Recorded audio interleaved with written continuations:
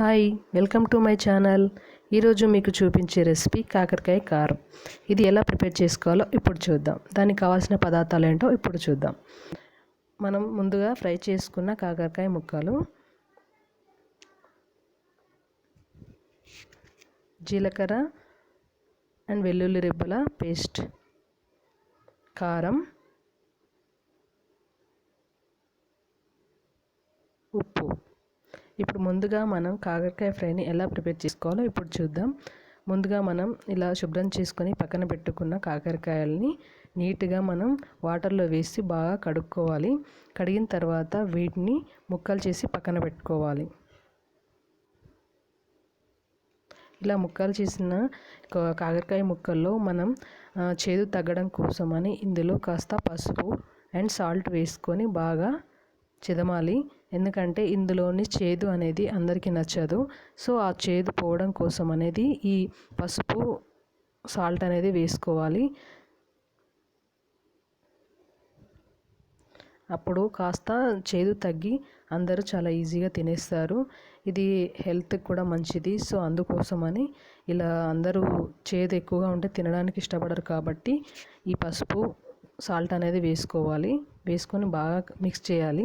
తర్వాత అవి వాటర్ లాగా ఇట్లా దగ్గరగా వచ్చేస్తాయి. సో ఈ వాటర్ అంతా పోయి అందులోని చేదంతా పోయి కూడా కాస్త తినడానికే బాగుంటాయి. ఇప్పుడు వీటిని వాటర్ వేసుకొని కడుక్కొని పక్కన పెట్టుకోవాలి. పక్కన పెట్టుకున్న ఈ కాకరకాయ ముక్కల్ని పక్కన ఒక క్లాత్ తీసుకొని ఆ క్లాత్ పైన ఈ కాకరకాయ ముక్కల్ని వేయాలి. ఇవి వాటర్ పోయేంత వరకు కూడా ఆరబెట్టుకోవాలి. ఎందుకంటే ఇవి మనం వాటర్ ఉంటే మనం డీప్ ఫ్రై చేయాలి కదా ఈ కాకరకాయ ముక్కల్ని. సో అందుకోసమని ఇలా వాటర్ పోయే వరకు ఒక క్లాత్ తీసుకొని పెట్టుకోవాలి. లేదంటే వాటర్తో మనం ఇంకా డీప్ ఫ్రై చేసేటప్పుడు చిటపటలాడుతూ ఉంటుంది. సో అందుకోసమని ముందుగానే మనం ఇలా ఆరబెట్టుకొని ఒక 10 minutes అట్లా ఆరబెట్టుకొని మనం తర్వాత డీప్ ఫ్రై చేసుకోవాలి.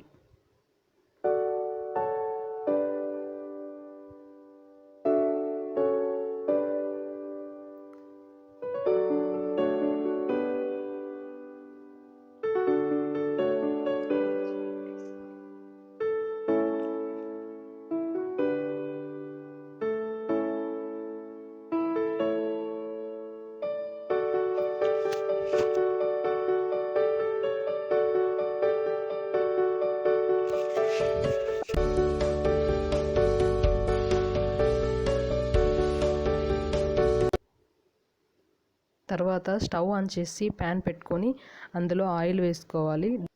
డీప్ ఫ్రై చేసుకోవాలి కాబట్టి దానికి సరిపడా ఆయిల్ వేసుకొని అందులో మనం ముందుగా ఆరబెట్టుకున్న కాకరకాయ ముక్కల్ని డీప్ ఫ్రై చేసుకోవాలి.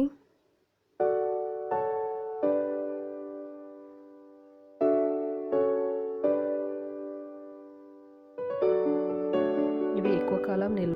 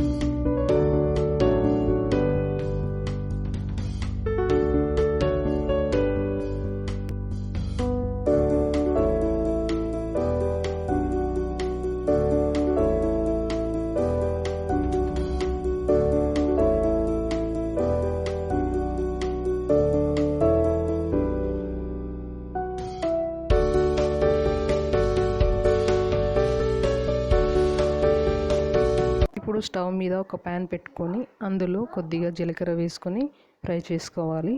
జీలకర్ర పొడి ప్రిపేర్ చేసుకోవడం కోసం ఈ జీలకర్రని కొంచెం వేగించి పొడి చేసుకొని పక్కన పెట్టుకోవాలి.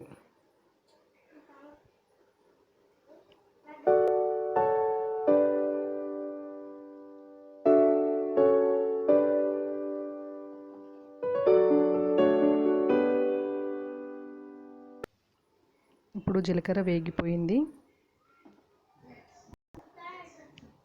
మనం దీన్ని రోట్లో వేసుకొని దంచుకోవాలి. ఎందుకంటే కొద్దిగా ఉంది కాబట్టి రోట్లో అయితే కాస్త మెత్తగా పేస్ట్ అవుతుంది. సో అందుకోసం నేను రోట్లో వేసుకొని దంచుకుంటున్నాను.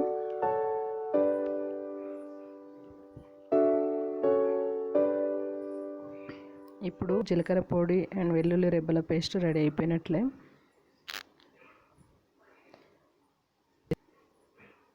జీలకర్ర పొడి అండ్ వెల్లుల్లి రెబ్బల పేస్ట్ ఈ రెండు కూడా చాలా ఇంపార్టెంట్ అన్నమాట. ఈ కారంకు చాలా టేస్ట్గా ఉంటుంది.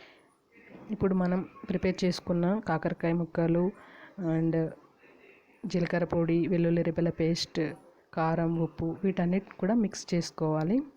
సో వీటన్నిటి కూడా మనం మిక్స్ చేసుకుందాం. ఇప్పుడు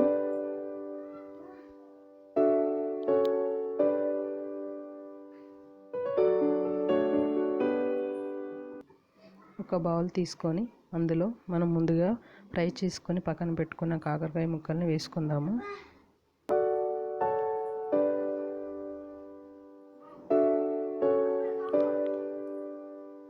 ఇందులో 3-4 టేబుల్ స్పూన్స్ కారం అనేది మనకు సరిపోతుంది.